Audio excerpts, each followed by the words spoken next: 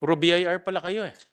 Oh, okay. Ito pala. Andito pala. Then we go with the private sector suggestions. No? And then we wrap up our hearing. All right? So, Yusek Napao, you have the floor. Thank you, Honorable Chair. Good afternoon, Honorable Chair. Good afternoon also to Senator Padilla and also to Senator Nancy Binay, the other resource persons and Senate staff and colleagues. Honorable Senator, please allow us to deliver first our prefatory statement of support to the proposed measure. The Department of Finance expresses its support for the proposed extension of the availment and period coverage of the Tax Amnesty Act, given the laudable intention of the bill.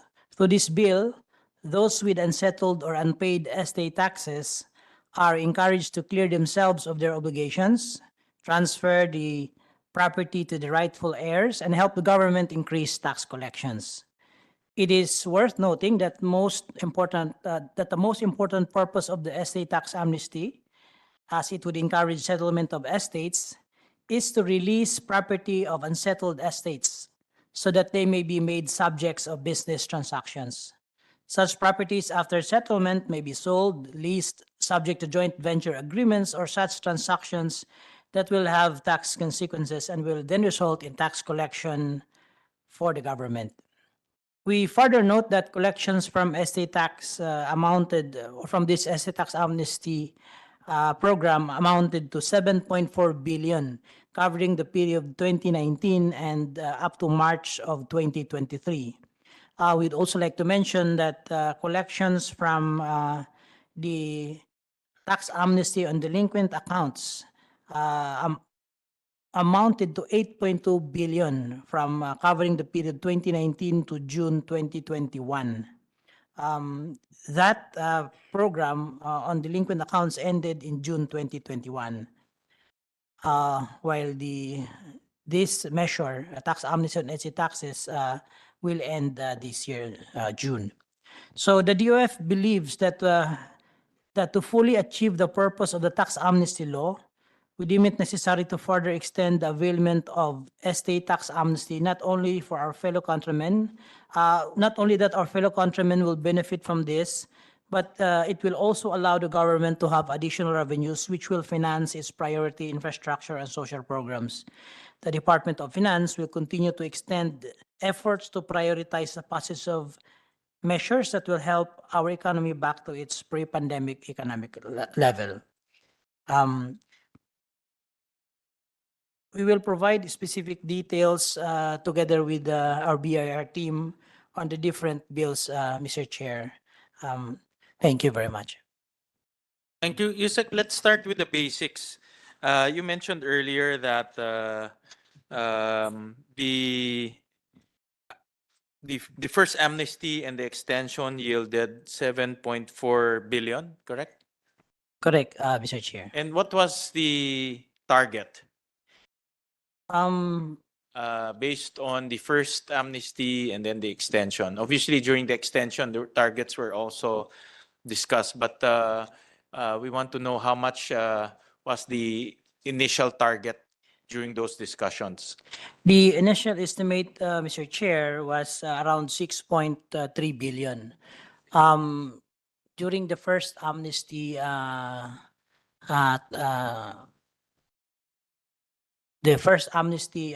was the original amnesty that ended in 2021. It yielded only around 4 billion. But the subsequent extension added around 2.5 billion. That's why we now netted 7.4 billion. Mr. Chair, the amount is 4.8 billion for the first amnesty until June 14, 2021. The extension from June 2021 up to March 2023, we added some 2.5 billion for a total of 7.4 billion, Your Honor. If that is the case, the target is 6.3 and they've already collected 7.4. So we're above target. Why do we need to extend again? We understand, Mr. Chair, that although there was that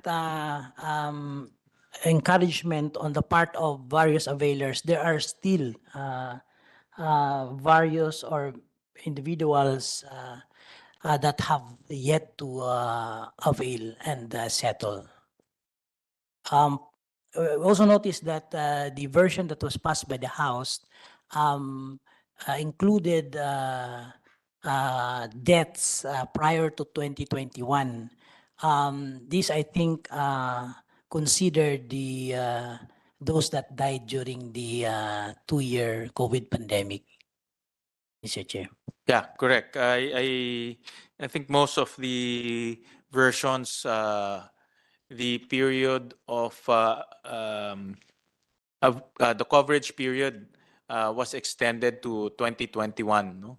So meaning those who passed away 2021 and prior will be able to avail this. And the underlying reason for that is the COVID, no? COVID pandemic. So as a matter of an extension of support, we also extended the coverage period. But I just want to put the basics first. No, I know anecdotally there are a lot of people requesting for an extension. No? Even to me, I talk to a lot of people. But do we have data on how much can we still collect if we extend? I mean, these are just anecdotes, people, friends, family who come to you and ask, maraming nagtatanong, may extend ba?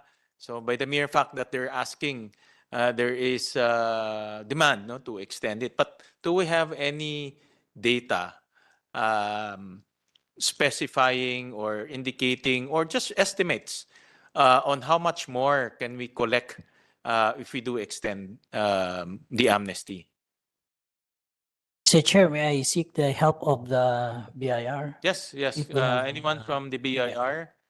Just estimates, no? Obviously, targets are aspirational in most cases, but at least it will guide us, you know, on what are we expecting, no? Because we don't want to extend just for the sake of extending, no? I think it's bad practice to extend without any valid reason at all, no? So to put some science and some logic into this extension, let's do the basics first, no? What are the targets? What do you expect? Do you expect a few more billions from this? Anyone from the BIR, Assistant Commissioner? Or si Ma'am Good afternoon, Belen? Mr. Chair and honorable members of Chairman. the Ways and Means. Yes, Senator Binay, go ahead. Hindi, siguro just an additional question kadugtong din nung tanong nyo. Do they have estimates na what if we don't include yung 2021? May ganong data ba? What would be the estimates kung wala yung 2021 and we just extend the original time frame? Thank you, Mr. Okay. Chairman. So there are two questions. One is how much do we expect to collect if we do extend the availment until 2021, or we just extend the dates, coverage dates, but don't extend the availment. We end at 2017. No? So there are two questions there. So but both requiring estimates, no, a target. So meron ba tayong ganyan na we can work on? good afternoon, Mr. Chair and honorable members of the Ways and Means. Actually, Your Honor, we have not yet come up with the data on that. What we have now is the collection from the first amnesty and the second amnesty. It would appear from the first amnesty that we collected 4 billion, Your Honor, and despite some portion of that amnesty affected by the pandemic, and then the second amnesty we collected 2 billion plus, 2 billion plus. That's 2.5 billion. The first amnesty is 4.8 billion, Your Honor. So with the extension of the coverage and the extending also the period from this December 30, 2021, we expect more revenues to be derived, Your Honor. What is that? No, how do we quantify that expectation?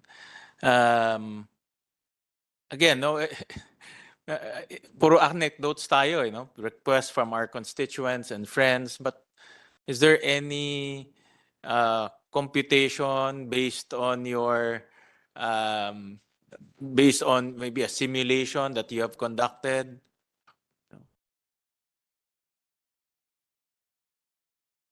Meron ba tayong ganyan? So that we will be guided, no? I think we start from there because if we extend, the logic here is we come up with an amnesty and then we exhaust everyone. We encourage everyone to pay. Hopefully, we exhaust everyone already.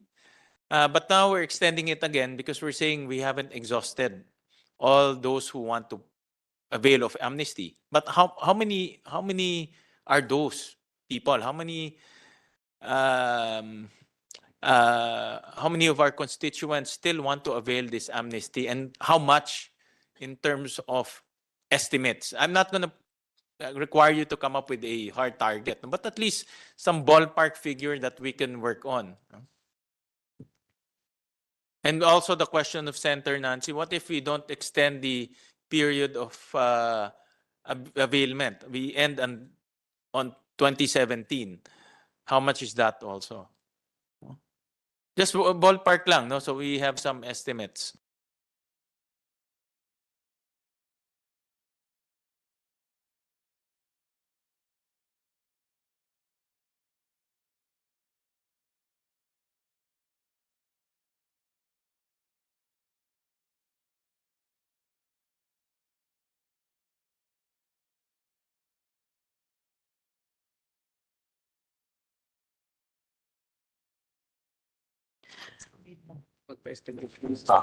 Your Honor, we don't have the hard numbers, Your Honor. But the way we're seeing it, although we have reached already the initial estimate coming from 6.3, and with the second extension netting up to 7.4. But considering that there's a 2.5 billion collection from on the second extension, Mr. Chair, we probably could expect another 2.5 from this extension, Mr. Chair. Mr. Chairman. Yes, Senator Nancy and then Senator Robin after. Just for clarification, you don't have that data now, or there's no study or there's no target for you if we do extend this amnesty?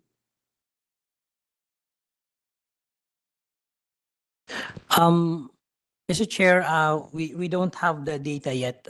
Only sort of an estimate, probably a double of that or similar amount that may be generated than the similar amount to the one generated in the first extension.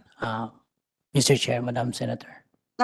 Siguro, Isaac, magkano ho ba nakolekta nyo sa estate tax?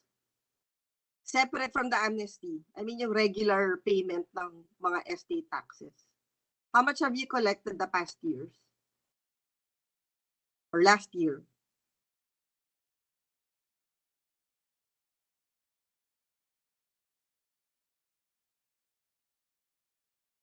We'll request the BIR, Madam Senator, to provide answer. Yeah, go ahead, BIR.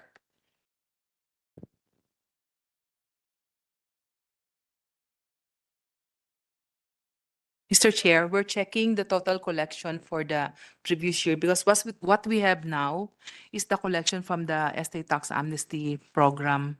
So we will check on that and we can come up with a report on the total collection for the previous year.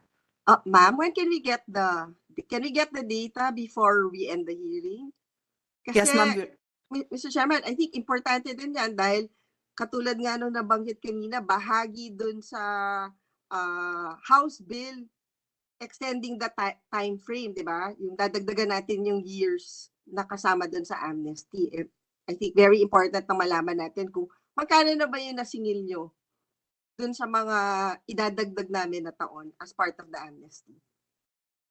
And parang, Mr. Chairman, parang medyo nababahala din ako na parang walang pag-aaral na ginawa dun sa target if we do extend the tax amnesty. Yun lang po, Mr. Chairman. Yeah, I received the statement of support from BIR as well as DOF. But the support cannot be ampaw support. No? The support should come up, should have some basis. No? And the best basis here is how much can we collect in addition to the extension. I mean, that's fundamental, no? That's a fundamental question that we all need to answer before we can move forward, or else we're just wasting we're wasting so much time. No? We're doing all of this hearing. We'll debate this on the floor. We'll talk about this in plenary. Pero wala naman pala makokolekta. No? So, Mr. Chairman, just to add din ha, kasi di ba parang for me, the mere fact na na-reach na pala nila yung target, when we extended it the second time around, ang dahilan was because of the pandemic. Talaga namang walang naka-avail nung amnesty kasi nga nag-pandemic. Pero ngayon na apparently na-reach na pala nila yung target nila, so para kailangan bigyan din tayo ng compelling reason ng DOF tsaka ng BIR why we need to extend this tax amnesty. Yun lang po, Mr. Chairman.